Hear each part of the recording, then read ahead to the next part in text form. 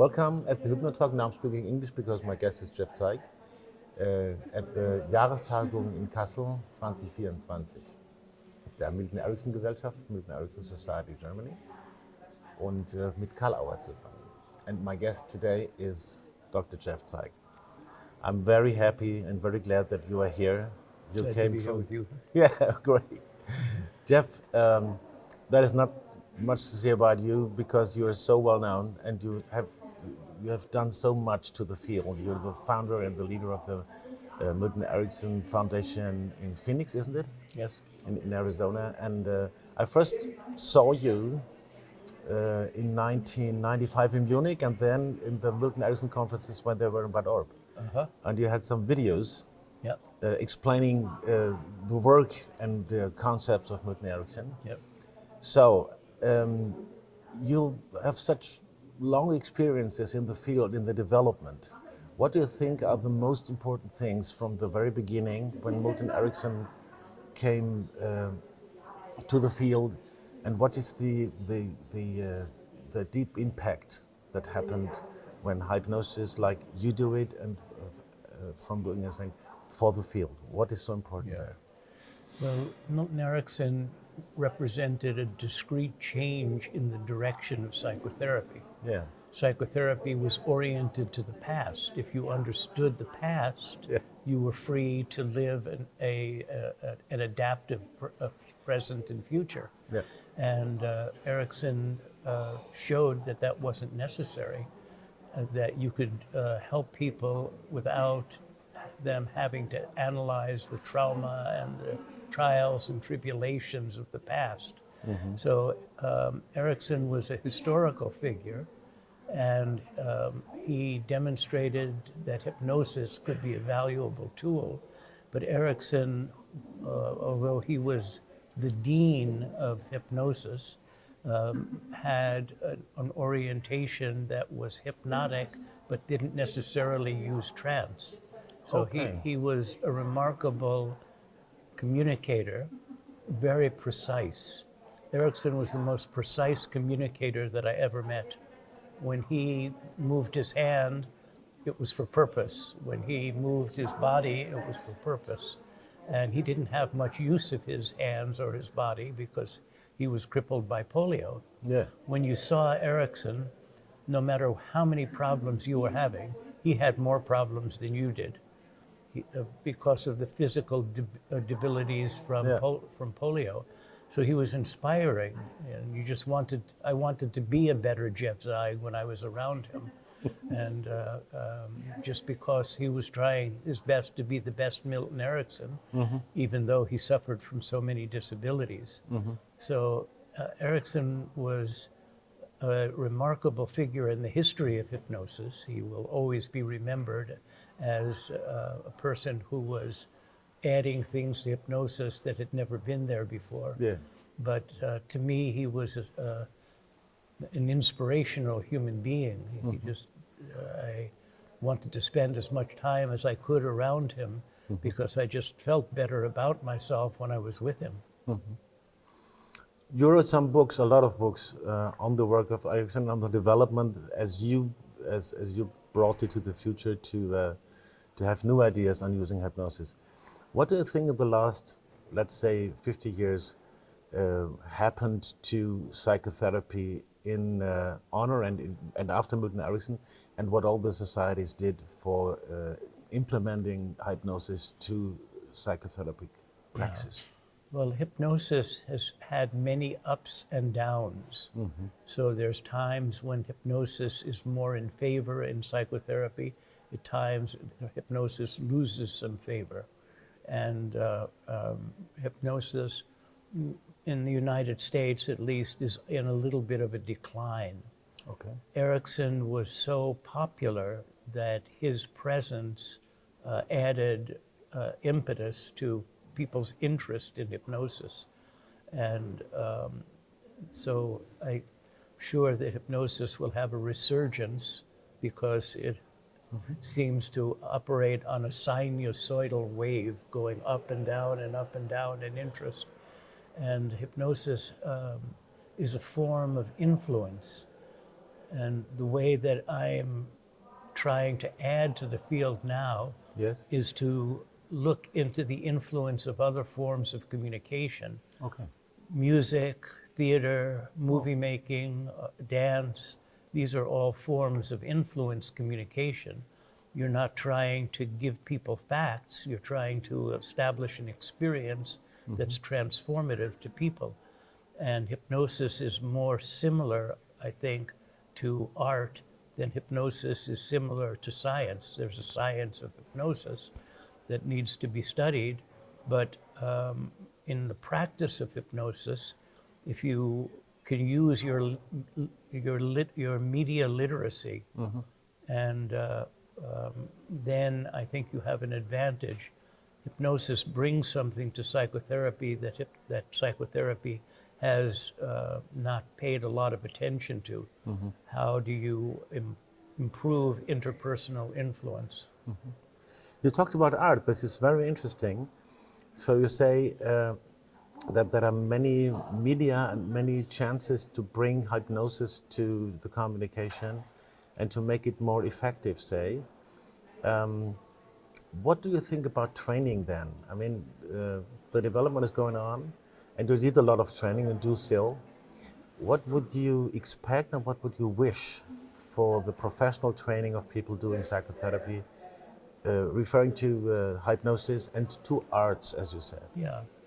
Well, art has limitations. The writer has the limitation of the page. The dancer has the limitation of the stage. Well, now, what can you do with the limitations that are imposed on you? And how can you use the totality of communication? Hypnosis has taught me how to use the totality of communication, how to use tone and tempo and emphasis and proximity and gesture and posture to have an effect.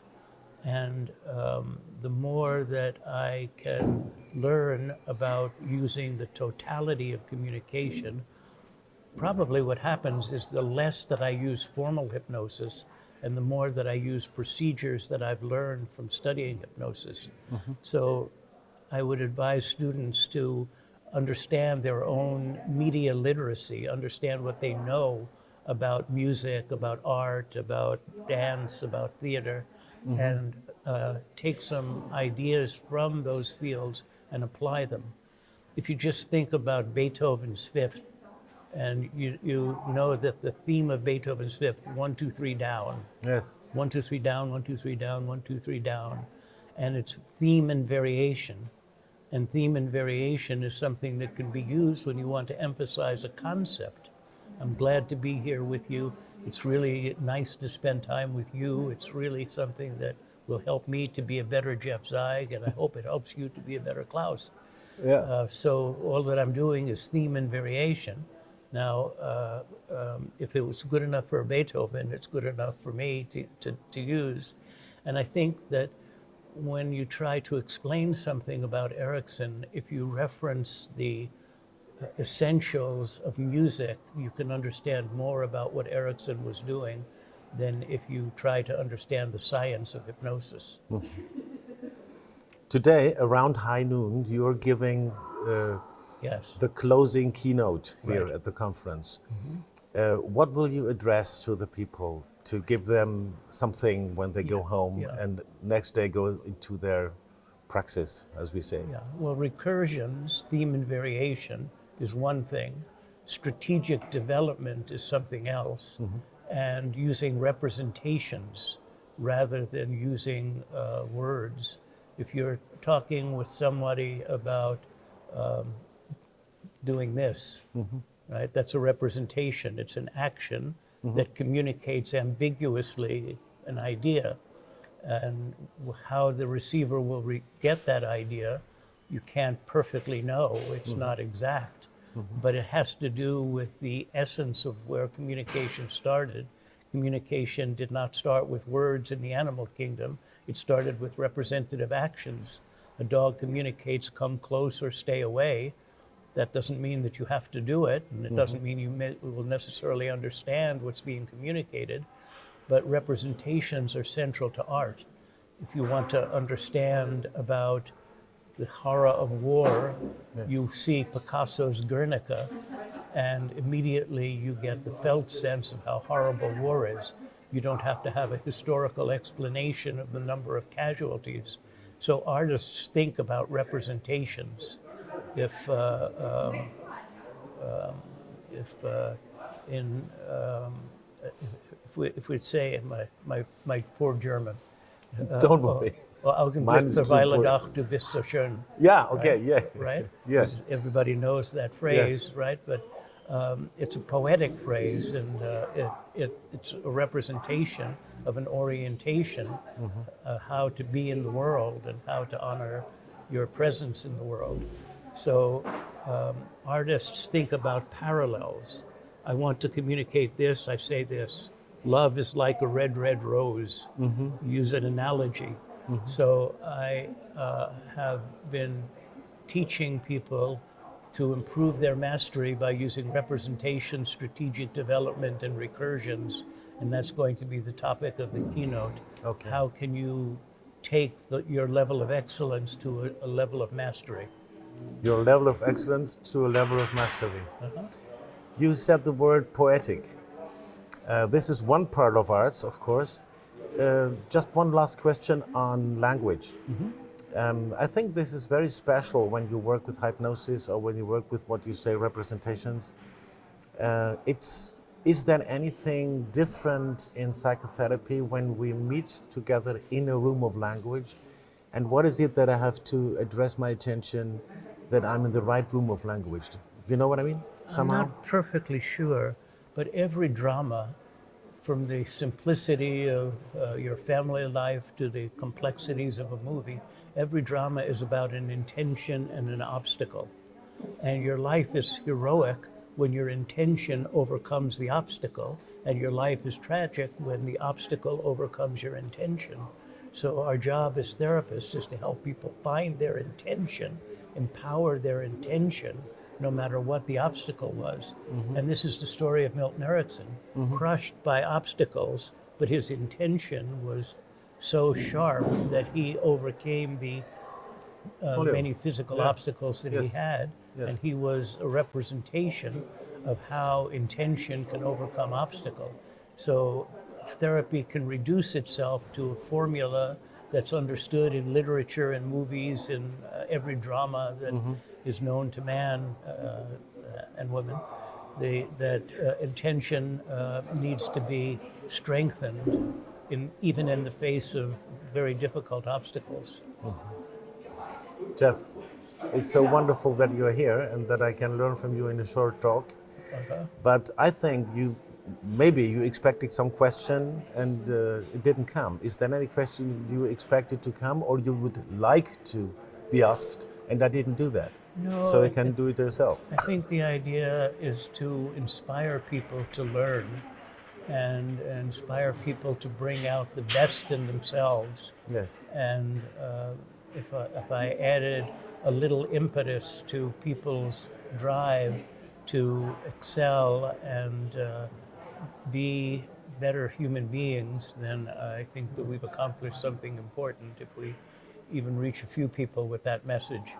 And if my enthusiasm about Erikson is boundless, it never ends. Even though Erikson died in 1980, I continue to learn things about Erikson even today. So if we encourage people to look into the literature and study something about Erikson, they'll find something inspirational that they can bring into their lives. You have a big education on Milton Erickson's scripts and books and whatever he did with your company. Thanks for all the work you did. Thanks that you came here to Kassel and that you came here to the Hypno Talk, as we tell it, as we call it. And I'm happy that you will give me the closing keynote, and I will listen to that. Thank you. You go back a long way. It's a pleasure to be with you. All the best for you. Thank you. Jeff Zeig beim Hypno Talk in Kassel bei der Milton Erickson Gesellschaft Jahrestagung bei Karl Auer. Vielen Dank. Thank you, Jeff.